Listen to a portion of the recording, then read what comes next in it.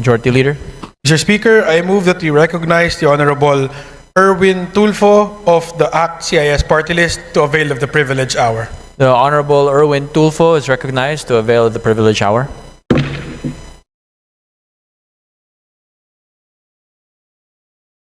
Easy. Mr. Speaker, members of the esteemed chamber, I rise today on a different matter, a critical matter concerning Section 21 of Republic Act number 9165, or the Comprehensive Dangerous Drugs Act of 2002, which mandates the inclusion of media representatives as signatories in the inventory of confiscated drug-related items. While this provision was crafted to enhance transparency in anti-drug operations, I submit that it is time for us to revisit and devolve this responsibility to better suited entities, Mr. Speaker. The inclusion of media representatives represents or presents significant challenges and risks. Media practitioners who are civilians are placed in potentially life-threatening situations when required to participate in such operations. Exposing them to these risks compromises not only their safety, but also that of their families, Mr. Speaker. Moreover, involving media representatives in law enforcement tasks raises concerns about their independence and neutrality.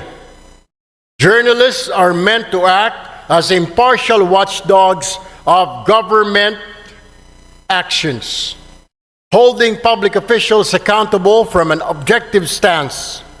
Requiring their direct participation, Mr. Speaker, in these operations undermines their role and may cast doubt on their credibility and impartiality. It is imperative that we devolve this responsibility to more appropriate witnesses who are already empowered under the law. Section 21 of RA 9165 already mandates the presence of Department of Justice representatives and barangay officials as witnesses in this process, Mr. Speaker. These individuals are better suited to fulfill the role of ensuring transparency and accountability in documentation of confiscated drug-related items. Additionally, we can enhance existing safeguards to further promote transparency without involving media personnel.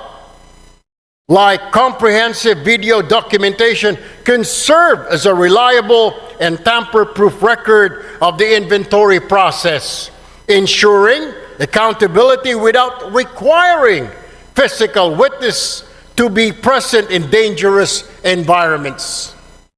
Increased training and oversight for DOJ and barangay representatives can strengthen their ability to act as effective witnesses.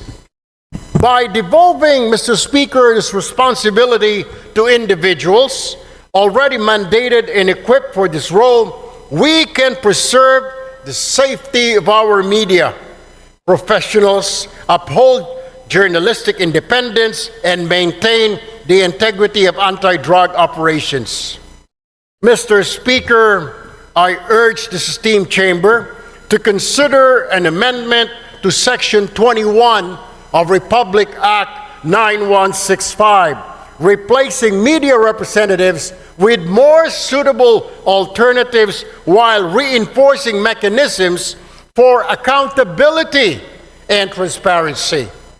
Let us act decisively to modernize this law and ensure its implementation aligns with our commitment to safety, justice, and good governance. Thank you, Mr. Speaker and my colleagues, and I look forward to our deliberations on this matter soon. Maraming salamat po, magandang hapon sa ating lahat. Thank you very much. Daghang salamat. Majority Leader. Mr. Speaker, I move that we recognize the Honorable Richard Gomez of the 4th District of Leyte for his interpellation. The Honorable Richard Gomez is recognized. Thank you, Mr. Speaker. Magandang hapon po sa inyo lahat.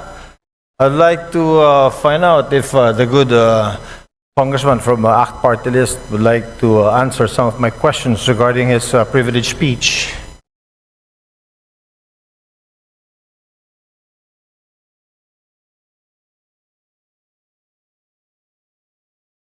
Sure, Mr.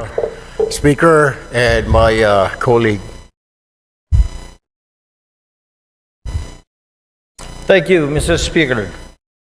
I would like to find out from the good congressman if you are a member of the Anti-Drugs Committee.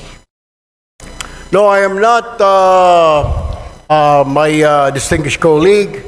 I am not a member of any committee right now since I am part of the deputy majority group, Mr. Speaker. And if you are a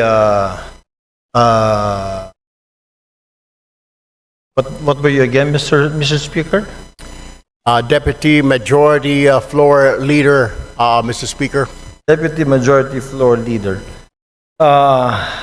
I'm very sure, Mr. Speaker, that you know very well that the Committee on Anti-Drugs is very active on RA 9165.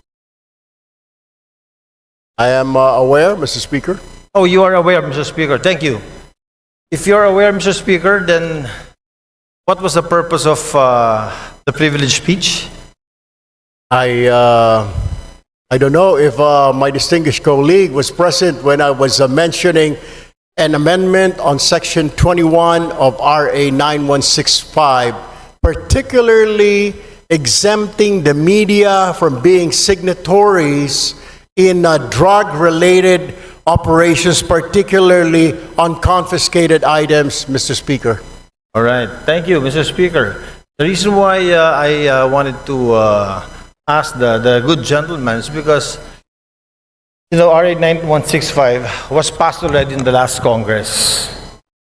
And during this Congress, it has also been amended.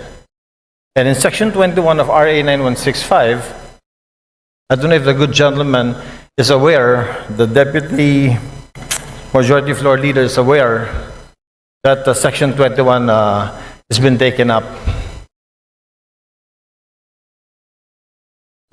Can you repeat that, Mr. Speaker?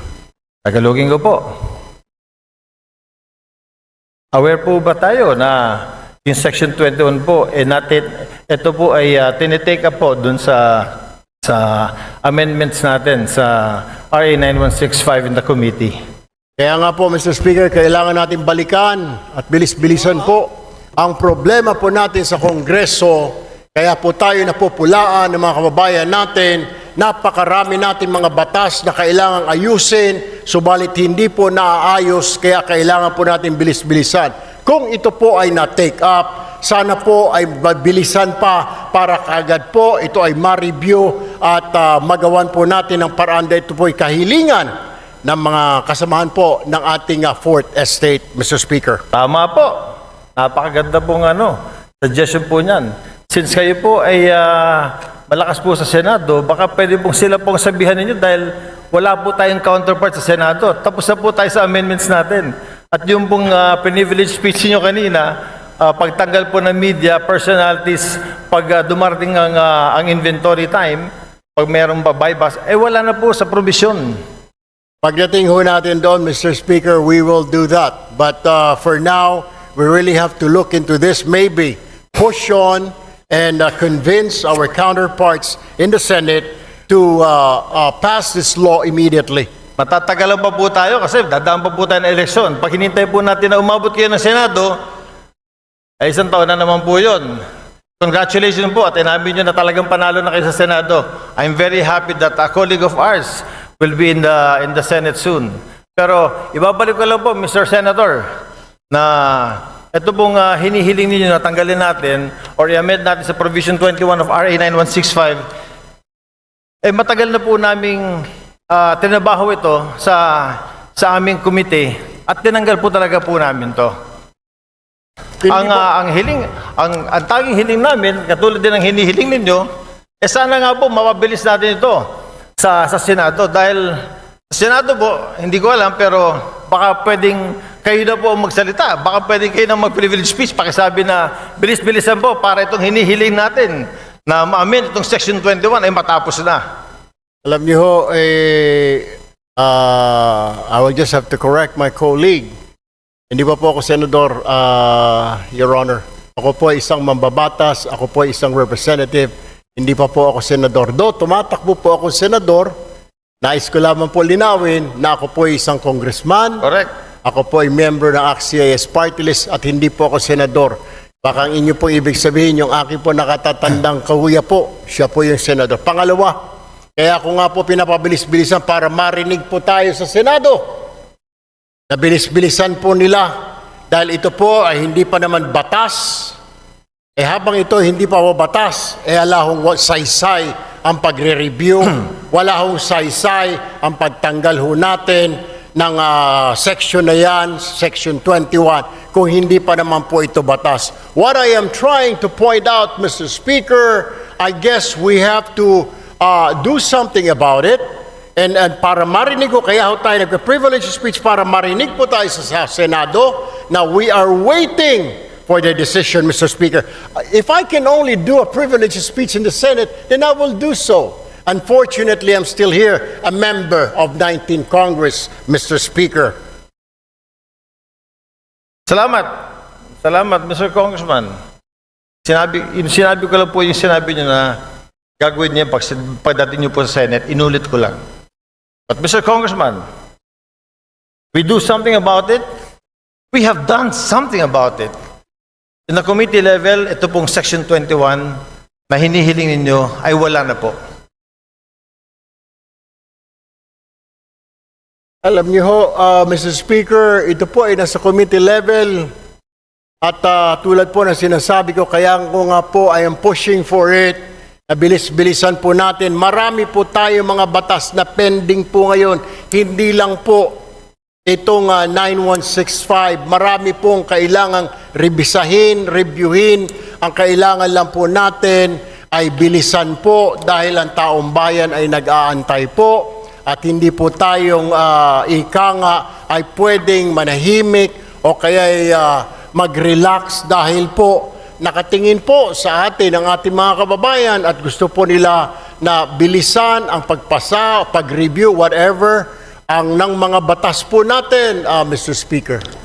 Therefore, Mr. Speaker, I think the correct manifestation should be, since the requested section is to be amended, and it has been replaced already, Mr. Speaker, is that the correct manifestation should be, we request that the Senate should fast-track this House version of RA 9165. That, I think, is the correct manifestation, Mr. Chair.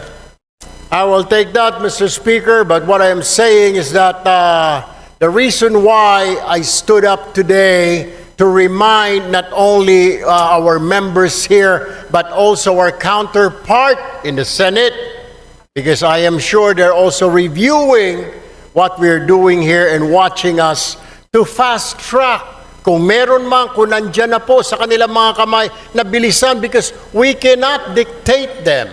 We can only suggest, Mr. Speaker. We can only tell them and inform the public that we already did this. Tama po ang ating kasamahan na sinasabi niya pong ni-review na po yan, inalis na po yan, para malaman po ng taong bayan na wala na po yan, wala na sa kamay natin, yan po ay nasa kamay na ng Senado para bilis-bilisan po nila. And that is the purpose of my privileged speech this afternoon, Mr. Speaker, my dear colleague. Sir. Thank you, Mr. Speaker. Oh, I thought amending Section 21 was the main thrust of the privilege speech. I didn't know it was to fast track the House version of 9165. But nevertheless, Mr. Chair, Yun na rin po ang hinihiling natin. Since yung nire-request po ng colleague natin na tanggalin po sa Section 21, yung pagsama ng media kapag po nag-iimbentary sa mga bypass, sa mga nahuli na drugs, ay wala na po sa committee level. Wala na po, pumasa na po sa atin. Sana po, another privilege speech from our good colleague will tell the Senate, bilis-bilisan nyo naman, kasi binilisan na po namin. I wish I can, we will do that, Mr. Speaker, para makarating po itong ating mensahe sa kanila.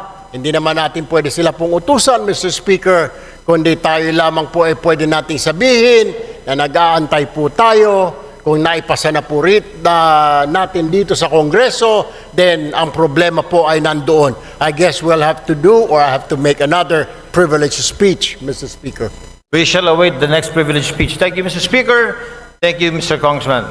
Maraming salamat po. Magandang hapon. Thank you very much.